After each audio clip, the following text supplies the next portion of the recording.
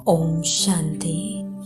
आज 7 तारीख के बाबा के महावाक्य हैं। आज बाबा ने कहा, मीठे बच्चे याद के लंबी सीढ़ी पर तब चढ़ सकेंगे जबकि बाप से सच्ची प्रीत होगी। याद की दौड़ी से ही विजय माला में आएंगे। प्रश्न है, एक बाप से सच्ची प्रीत है तो उसकी निशानी क्या दिखाई देगी? आंसर, अगर सच्ची प्रीत एक बाप से है तो पुरानी दुनिया, पुराने शरीर से प्यार खत्म हो जाएगा। जीते जी मरकर जाना ही प्रीत की निशानी है। जीते जी मर जाना ही प्रीत की निशानी है। बाप के सिवाय किसी से भी प्यार ना हो। बुद्धि में रहे अब घर जाना है, यह हमारा अंतिम जन्म है। बाबा कहते, बच्चे तुमने 84 जन्मों का खेल पूरा किया। अब सब कुछ भूल मुझे याद करो तो मैं तुम्हें साथ ले जाऊंगा। गीत बनवारी रे। ओम शांति। मीठे मीठे सिकीलधे बच्चों ने यह गीत सुना कि यह है झूठी दुनिया, झूठ खंड। भारत के लिए कहा जाता है, हर एक को अपने अपने बर्थ प्लेस का ख्याल रहता है। अभी बच्चे कहते हैं, हमारा इस झूठ खंड से कोई ताल्लुक नहीं, क्योंकि इसमें तो बहुत दुख है। अभी तो सुख का नाम निशान नहीं है। झूठ खंड की आयु अब बहुत थोड़ी रही है। यह अंतिम जन्म है। इसको झूठ खंड मृत्यु लोक कहा जाता है। वह है अमर लोक। मृत्यु लोक में काल खा जाता है, फिर पुनर्जन्म झूठी दुनिया में ही लेते हैं। बच्चे जानते हैं कि अब हमने 84 जन्म पूरे किए। अब हमारा इस दुनिया से कोई वास्ता नहीं। बाबा आए हैं लेने के लिए, तो इस पुरानी दुनिया से हमारा कोई ताल्लुक नहीं। तुम्हारी बाप से प्रीत जुटी है तो वर्षा भी तुमको मिलता है। बाकी यादव कौरवों की है विपरीत बुद्धि, अर्थात बाप को जानते ही नहीं। अभी तुम बच्चों की एक बाप के साथ ही प्रीत बुद्धि है। बाप कहते हैं कि गृहस्थ व्यवहार में भल रहो, बाप को याद करो। अभी सब एक्टर्स का पार्ट पूरा होता है, सबके शरीर छूटने हैं, सबको वापस घर ले जाना है। मनुष्य मरना नहीं चाहते हैं। तुम तो जीते जी मर चुके हो। इस दुनिया में कोई से प्यार नहीं, इस शरीर से भी प्यार नहीं। आत्मा को रोशनी मिली है। हम बाप के बच्चे हैं। हमारे 84 जन्म पूरे हुए। अब खेल पूरा हुआ। हम 100 देवता थे, फिर क्षत्रिय, वैश्य, शूद्र बने। अब हम फिर ब्राह्मण बने हैं। यह चक्र पूरा याद रखना है। आत्मा कहती है कि बरोबर पुनर्जन्म लेते लेते अभी यह अंतिम जन्म है। बाप आया है लेने के लिए। अनेक बार हमने 84 जन्मों का चक्र लगाया है। स्वदर्शन चक्रधारी बने होना समझाया जाता है कि ऐसे हमने 84 जन्मों का चक्र लगाया है। सभी भारतवासियों के पूरे 84 जन्म नहीं कहेंगे। जो ब्राह्मण बनते हैं वही समझते हैं। 5000 वर्ष पहले भी समझाया था, हे बच्चे तुम अपने जन्मों को नहीं जानते हो। 84 लाख जन्मों का तो कोई वर्णन भी ना कर सके। अभी तुमको सभी धर्मों के चक्र का भी पता पड़ गया है। हिसाब किताब में जो होशियार होंगे वह झट समझ जाएंगे बरोबर फलाने धर्म को इतने जन्म लेने चाहिए। तुमको भी पूरा निश्चय है कि हमने 84 जन्म पूरे किए, अब वापस बाप लेने के लिए आए हैं, जिसके लिए ही यह महाभारी महाभारत लड़ाई है। उन सब की है विनाश काली विपरीत बुद्धि। विनाश काल है ही कलयुग के अंत और सतयुग आदि के संगम पर। सतयुग और त्रेता के संगम को विनाश काल नहीं कहेंगे, वहाँ तो वृद्धि को पाते रहते हैं। अभी सबका विनाश होना है, इसको विनाश काल कहा जाता है। अभी तुम्हारा अंतिम जन्म है, इसके पहले बाप आए तो कह ना सके कि तुम्हारा यह अंतिम जन्म है। जब खेल पूरा होता है तब ही मैं आता हूँ। तुम जानते हो बरोबर हम आत्माएं 84 जन्म लेती है। गाया भी जाता है कि कुमारी वह जो 21 कुल का उद्धार करे। अब वह तो समझते नहीं कि 21 कुल किसको कहा जाता है। भारत में कुमारियों की बहुत मान्यता है, पूछते हैं जगदम्बा भी कुमारी है ना। कुमारी को फिर जगदम्बा कहना, इसका भी अर्थ चाहिए ना। जगत अम्बा है तो जगत पिता भी चाहिए ना। जगत पिता के साथ माता भी चाहिए। ऐसी तो बहुत माताएं हैं जिनको जगत माता भी कहते हैं। अखबार में भी पढ़ा था, कोई माता को जगत माता लिखा था। अब जगत माना सारी सृष्टि, तो जगत की माँ एक होगी या 10-20 होंगी। रचता बाप एक है तो माता भी एक चाहिए ना। इतनी माताएं सब जगत के मालिक हैं। जगत की माता तो एक है ना, जगत अम्बा। तो अभी तुम बच्चों की प्रीत है एक शिव बाबा से। तुम्हारे में भी नंबरवार पुरुषार्थ अनुसार है। जिनकी पूरी प्रीत है सजनी की एक साजन से, बच्चों की एक बाप से प्रीत होनी चाहिए। और सबसे प्रीत तोड़ने पड़े, नष्टो मोहा बनना है। पुरानी दुनिया से मोह नष्ट। जैसे पुराना घर होता है तो बाप नया बनाते हैं। जब नया बन जाता है तो उसमें बैठ पुराने को खल्लास कर देते हैं। बाप कहते हैं मैं तुम्हारे लिए स्वर्ग नई दुनिया रचता हूँ। नई दुनिया में नई दिल्ली है। यही जमुना का कंठा है जहाँ तुम राज्य करते हो। तुम जानते हो भक्ति का बहुत बड़ा विस्तार है। ज्ञान तो बिल्कुल थोड़ा है, 1 सेकंड का। बीज को जानने से सारा झाड़ आ जाता है। भिन्न भिन्न वैरायटी धर्मों का झाड़ है। उसमें मुख्य फाउंडेशन है देवी देवता धर्म। आधा कल्प में सिवाय एक धर्म के और कोई धर्म है नहीं।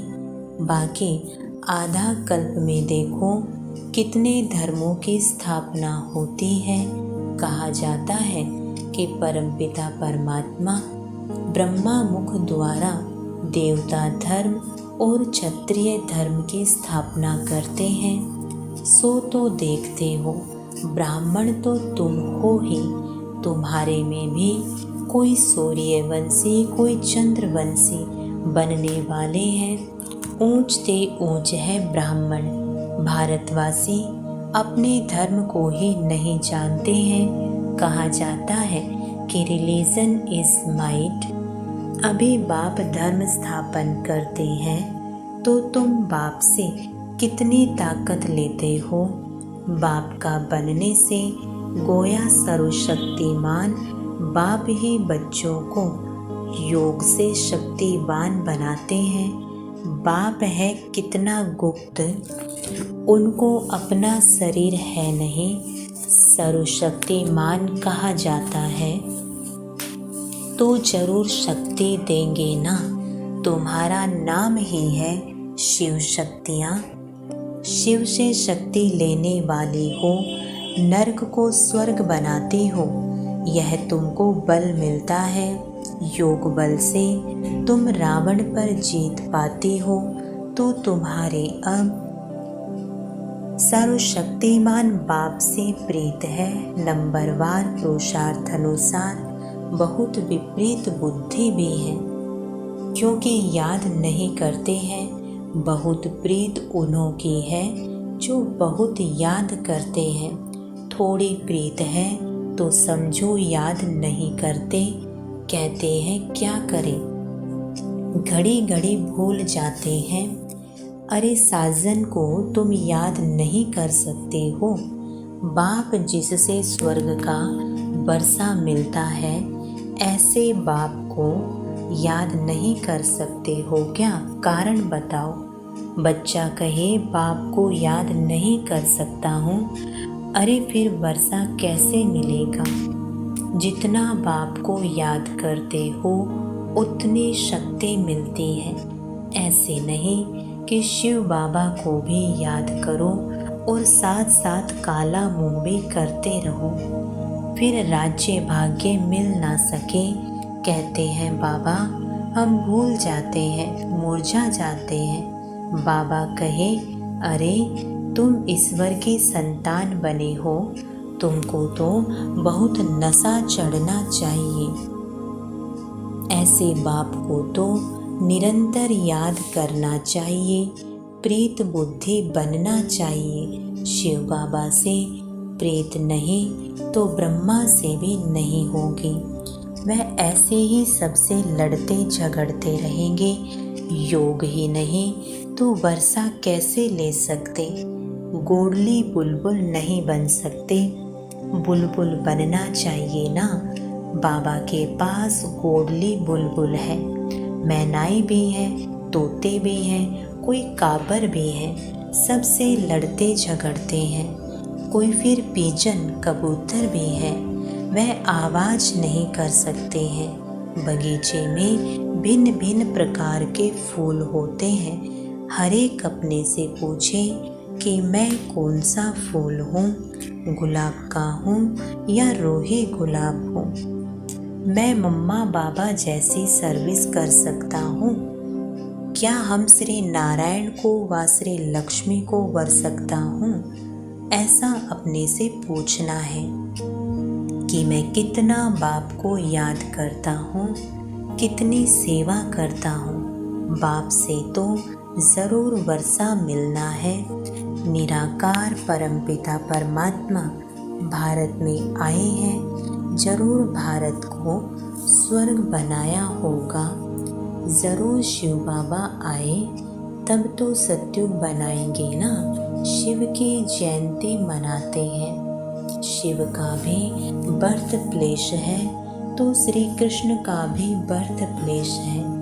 कृष्ण की जयंती तो बड़े धूमधाम से मनाते हैं। अभी तो शिव जयंती की छुट्टियां भी नहीं करते। अंधेर नगरी है ना, यहाँ पर है ही प्रजा का प्रजा पर राज्य। होना चाहिए राजा रानी का राज्य, वह तो ड्रामा अनुसार है ही नहीं। तुम जानते हो कि भारत पवित्र राजस्थान हो जाएगा तो उन्हों को भी जगाना है। फिर से दैवी राजस्थान स्थापन होता है। अभी आसुरी राजस्थान हो गया है। पहले भारतवासी पवित्र थे, अभी तो अपवित्र बने हैं। तब तो लोग उन्हों की पूजा करते हैं। अभी तो नो राजस्थान।